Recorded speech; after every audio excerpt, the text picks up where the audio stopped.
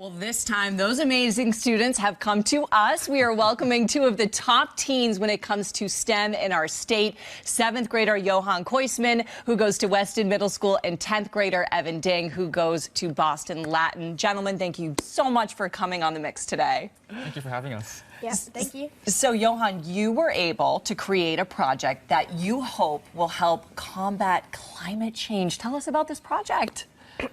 So, global warming is an existential threat to life on planet Earth. Most climate change research is focused on finding ways to reduce the level of greenhouse gas emissions. Many scientists and me think this is the completely wrong direction, because even if we cut emissions to zero, average global temperatures would still likely increase 2 degrees by the end of the century. A better path to combat global warming is to actually cool the planet. And my project investigates a way of doing this called marine cloud brightening. And that's what we see in this video right here. You've created a cloud, and we're going to see that a little bit later. You want to be a climatologist or meteorologist when you grow up. Mm-hmm. That's awesome. Such a cool thing. And probably, hopefully better than the one. Hey now, hey now. You watch yourself. Evan, I know that you have a pretty cool project. What were you able to create too? Yeah, so I was able to design a gene switch after spending more than 500 hours in the laboratory. So, Wow. Isn't that about how long you've been alive? Yes, a good portion. Yeah. So what does the gene switch do? Yeah, so basically my idea is to sort of like insert a tiny piece of a very small custom designed DNA fragment, which I will call the gene switch, into the gene therapy product. And so once the patient has received the gene therapy, the doctors can basically activate it by, for example, making the patient take like a safe chemical drug. Wow. And so, and then in this way, the doctors are like able to sort of fine-tune the gene therapy by, controlling, when, where, and how much they will administer the chemical drug. And I understand you're an accomplished pianist as well, and you use that as part of the therapy that you're trying to accompany. Yes. That's pretty amazing. It blows our volcanoes that we built, the baking soda vinegar. Baking soda? Yeah. I mean, that was pretty cool. Mine was pretty good. I'm not feeling so good about myself. So tell us just a little bit more, Johan, about this cloud. The idea is to cool the planet, not just drop emissions. Tell us just a little bit more about that. Well, to phrase it, like if you create a cloud, it's much better than just cutting, like I said earlier, greenhouse gas emissions, even if we cut it to zero, like we have no more greenhouse gas emissions, the temperatures would still likely rise 2 degrees by the end of the century. So what my idea is to just create a massive cloud, like clouds around, like in the sky, that reflects sunlight and heat back to Earth. It's kind of like having one of those reflective screens on your windshield that helps keep your car cooler in the summer. Like, have you ever had that? Yes. Absolutely. So we're super proud of the accomplishments that you guys have had, and we want to show you a video that someone put together for us. All right, tune into this right here. I'm Jenny Bukos, CEO of EXPLR. Congratulations on being selected as a national STEM champion, earning you an expense-paid trip to Washington, D.C. to attend the National STEM Festival this April. EXPLR created the National STEM Challenge to celebrate the nation's top innovators, inventors, coders, researchers, and makers with the projects and the passion to change the world. I can't wait to welcome you to Washington this spring. Congratulations, you guys!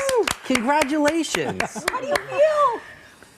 I'm just sort of like very surprised and stunned. Johan, you okay, bud? Yeah, like a massive weight off my shoulder. He was like, it was going to be so embarrassing if we didn't get it. Yeah, exactly. Like we were not already so impressed with the both of you. Unbelievable. So guys, you guys are going to Washington, D.C., the National STEM Challenge. You submitted your projects to them, and you are going to be going to Washington, D.C. for that science fair. Wow. Awesome. They had no idea. We kept it a secret. We were able to keep it. I had a big mouth. So Johan is going to show off his cloud project. It's right here in studio. When we come back, congratulations to both of you. Congrats, guys. We'll be right back. Yay! Welcome back, everybody. We are here again with two very impressive young men. Evan Ding, 10th grader from Boston Latin, and Johan Coisman, 7th grader from Weston Middle School. And Johan, you're going to show us this cloud project. Tell us a little bit about how this works. So, basically, This is the cloud chamber. It's a 5-sided plexiglass box with a 6th side where you can remove and change stuff inside. Like, it was very helpful because I had a lot of iterations in my project. But basically, the heat lamp at the top, it simulates the sun. Was, you know, like the sun produces heat, so. And in the middle is atomizer. It's kind of like a little bit like a fog machine, and it creates clouds out of water. And in actual project, I would be changing the different types of water. So I would have like a 15% salinated water, and you can change the mesh in the atomizer for the size of water particles in the cloud. So there'd be like a 15% salinity and 3% micron cloud. And the higher you go in the salinity, the more it would reflect the sunlight? Yeah, and the lower you go in water droplet size, the more it would reflect, so.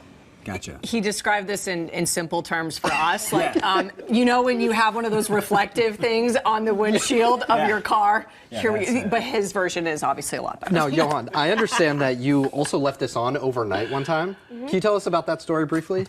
What happened? My room was almost like, it was covered in like smoke. I thought there was a fire. And I saw like, that's what caused it. That's funny. So all your clothes were nice and ironed, you know, because you got all that steamed. You steamed everything in the room. It's good. It's like a little sauna. You did an in-house sauna session.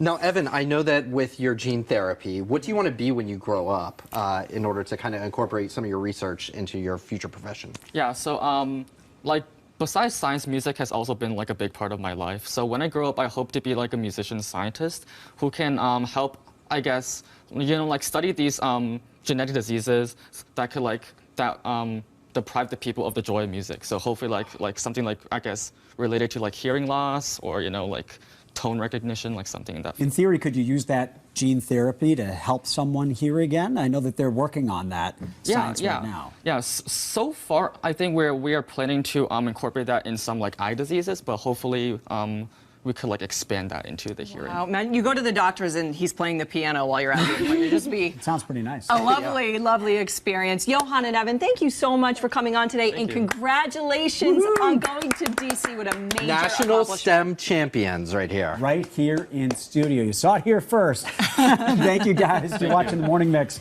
We'll be right back. Welcome back to The Morning Mix. Before we go, any special shout outs? Shout out to my school science fair teachers, Mr. Balicki and Ms. Bateman. Johan? I would love to shout out Mr. Brown and Mr. Kinkle for helping for our science project, and Mr. Oates for allowing me to be here. There you go. That's great. And we do have to give a hand to the teachers, absolutely. Always the teachers and your parents, too. I know, very proud here in studio with you. Thank you both again so much. Congratulations. Thank you.